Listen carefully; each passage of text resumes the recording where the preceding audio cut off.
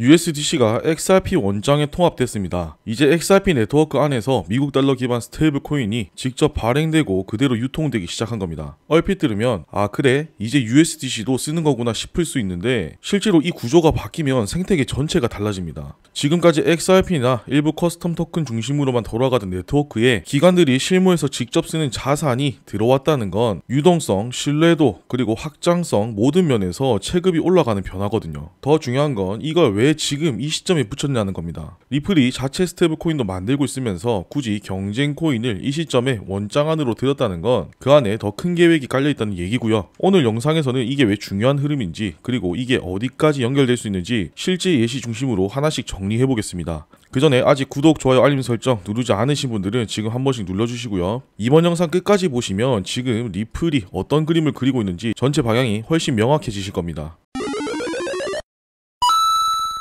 USDC는 지금 시장에 나와 있는 스테이블 코인 중에서도 기관 신뢰도가 가장 높은 코인 중 하나입니다. 발행사는 서클이라는 미국 회사인데 이 회사는 단순한 블록체인 스타트업이 아니죠. 미국에서도 규제가 제일 까다로운 뉴욕에서 정식 등록된 핀테크 기업이고 미국 정부의 금융 규제를 직접 받고 있는 회사예요. 이게 왜 중요하냐면 대부분의 스테이블 코인은 어디서 어떻게 발행되는지 정말 1대1로 현금을 예치하고 찍는 건지 불투명한 경우가 많거든요. 그런데 USDC는 100% 실물 기반으로 발행됩니다. 1USDC를 찍어낼 때마다 그만큼 현금이나 미국 국채를 실제로 은행에 예치해둬야 해요. 그리고 이 회계 내역은 감사기관을 통해 정기적으로 검증을 받습니다. 즉 누가 봐도 깔끔하고 투명하게 관리가 되고 있다는 거죠. 그래서 글로벌 기관들도 USDC는 결제나 자산 운용용으로 신뢰하고 쓰는 코인입니다. 그런데 이번에 이 USDC가 XRP 레저에서 직접 발행되고 유통되기 시작했습니다. 이 말은 그냥 외부에서 만든 걸 XRP 쪽에 불러다가 쓰는 게 아니라 이제는 XRP 네트워크 안에서 직접 발행, 직접 전송, 직접 결제에 사용된다는 뜻이에요. 이게 실제로 어떤 의미냐면 XRP 생태계 안으로 미국 달러 기반 유동성이 공식적으로 들어온 것과 같다는 얘기입니다. 지금까지는 XRP 자체나 각종 커스텀 토큰 중심의 거래가 대부분이었죠. 그런데 이제부터는 글로벌에서 가장 신뢰받는 스테이블 코인인 USDC가 그 안에서 돌아가고 바로 그 안에서 결제 수단으로 작동하게 되는 겁니다. 투자자 입장에선 이 변화가 꽤 큽니다. 왜냐면 USDC는 그냥 코인 한 종목이 아니라 달러와 연결된 유동성이자 기관들이 실무에서 사용하는 도구이기 때문입니다. 이제 XRP 레저는 단순한 블록체인이 아니라 실제 미국 달러와 연결되는 결제 인프라가 된 거예요. 이런 구조가 만들어지면 나중에 기업들이 송금하거나 자산을 토큰화할 때 기존보다 훨씬 수월하게 XRP 네트워크를 사용할 수 있게 됩니다.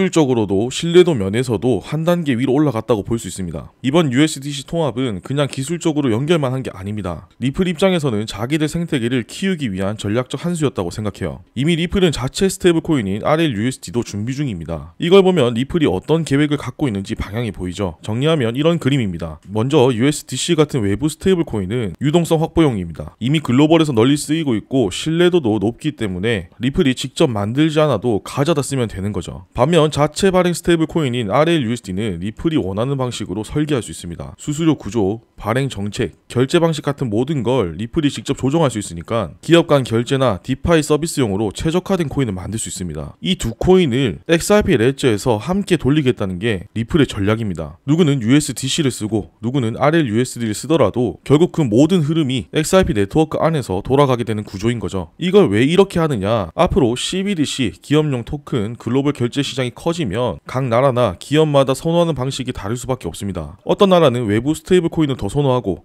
어떤 기업은 자체 발행 코인처럼 제어가 쉬운 쪽을 원할 수 있죠. 리플은 한쪽에만 올인하지 않고 모든 수요에 대응할 수 있는 기반을 미리 만들어 두려는 겁니다. 그리고 이번 USDC 통합은 그냥 기술만 연동한 게 아닙니다. 리플은 서클과 실제로 협업을 시작했고 이전에는 서클 인수를 타진한 적도 있다는 보도까지 나왔었죠. 물론 갈링하우스가 루머라고 이야기하면서 정리가 됐지만 이 말은 서클이라는 회사 자체를 리플 생태계에 편입하려는 시도까지 했다는 뜻입니다. 즉 파트너십을 넘어서 직접 통제 가능한 구조까지 고려하고 있다는 얘기예요. 이 정도까지 움직이는 거 보면 리플이 단순히 XRP 가격을 올리거나 기술 자랑을 하려는 게 아니라 스테이블 코인 결제 인프라의 주도권을 노리고 있다는 게 분명히 드러납니다. 이번 USDC 통합은 표면상 코인 하나만 추가된 것처럼 보일 수 있습니다. 하지만 진짜 대상은 일반 투자자들이 아닙니다. 리플이 노리고 있는 건 개발자와 기관 투자자들이에요. 왜 이런 전략을 쓰는지 하나씩 풀어보겠습니다. 기존의 XRP 레저에서는 기업이 뭔가 블록체인 위에 올리거나 실시간 송금을 하거나 토큰 기반의 서비스를 만들고 싶을 땐 꽤 번거로운 작업이 필요했습니다. 예를 들어 커스텀 토큰을 따로 발행해야 했고 XRP를 수단으로 쓰려면 따로 연동 작업도 필요했습니다. 그리고 그걸 사용하는 상대방에게도 XRP라는 자산이 낯설 수밖에 없었죠. 이건 결국 진입 장벽이 되는 구조입니다. 기업이나 개발자 입장에서는 부담이 컸다는 얘기예요. 그런데 이제 USDC가 XRP 레저에 직접 통합되면서 상황이 완전히 바뀌었습니다. 개발자는 따로 토큰 발행할 필요 없이 USDC로 서비스 구축을 시작할 수 있고, 기업은 회계상 처리하기 쉬운 USDC를 바로 활용할 수 있게 된 겁니다. 이건 실무 입장에서 보면 굉장히 큽니다. 예를 들어 한 스타트업이 글로벌 결제 앱을 만들고 싶은데 기존에는 XRP 기반으로 하려면 지갑 구조, 송금 로직, 수수료 정책 같은 여러 부분을 따로 설계해야 했습니다. 그런데 USDC가 기본 통화로 돌아가면 이미 검증된 USDC 인프라를 갖다 쓰기만 하면 됩니다. 비용도 줄고 출시 속도도 빨라지는 거죠. 또 하나 중요한 점은 기관 투자자들입니다. 기관들은 대부분 새로운 자산에는 굉장히 보수적으로 접근합니다. 그런데 USDC는 이미 회계 기준도 정해져 있고 실무에서 쓰는 사례도 많기 때문에 법무,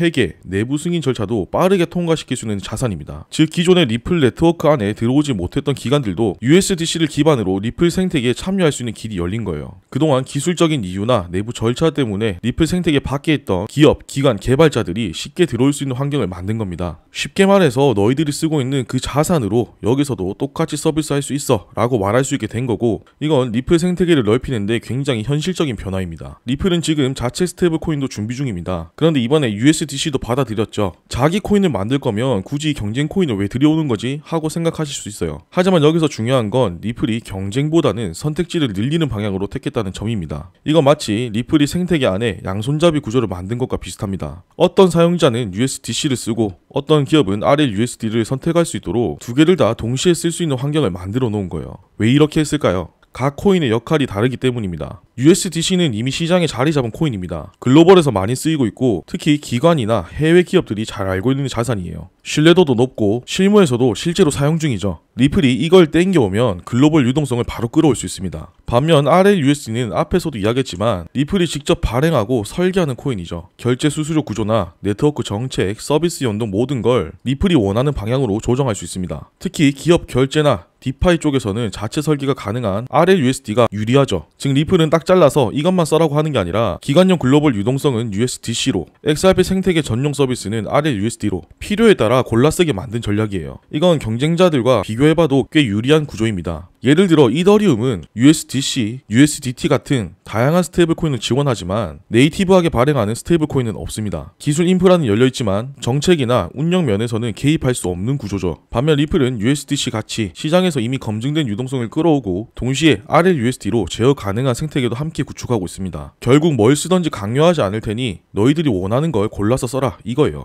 지금 리플이 하는 움직임을 보면 앞으로 나올 디지털 자산 시장 전체를 겨냥하고 있다는 게 보입니다. 대표적인 예가 CBDC랑 자산 토큰화 시장이에요. 먼저 CBDC부터 보면 각국 정부들은 이미 자체 통화를 디지털로 발행하려는 실험을 계속하고 있습니다. 실제로 중국과 유럽은 테스트를 진행 중이죠. 문제는 이걸 실제로 유통하고 송금하고 교환 가능한 시스템을 만들 수 있는 인프라가 부족하다는 겁니다. 여기서 리플이 가진 XRP 레저는 굉장히 특이한 구조를 가지고 있어요. 속도가 빠르고 수수료가 거의 없고 블록체인이지만 필요할 경우엔 프라이빗처럼 구성도 가능합니다. 이런 구조는 CBDC 운영 방식과 거의 딱 맞아 떨어져요. 그래서 실제로 프랑스 중앙은행이나 홍콩 통화청에서 XRP 레저 기반 기술로 테스트까지 진행한 적이 있습니다. 즉 기술적으로는 이미 CBDC 플랫폼으로 검토되고 있는 레벨이라는 거죠. 두 번째는 실물 자산 토큰화입니다. 이건 부동산, 채권, 펀드, 미술품 같은 실물 자산을 블록체인상에 옮겨서 토큰으로 발행하고 유통시키는 시장입니다. 전통 금융기관들도 이쪽으로 굉장히 주목하고 있고 블랙록, JP모건, 골드만삭스 같은 것도 관련 플랫폼을 개발 중이에요.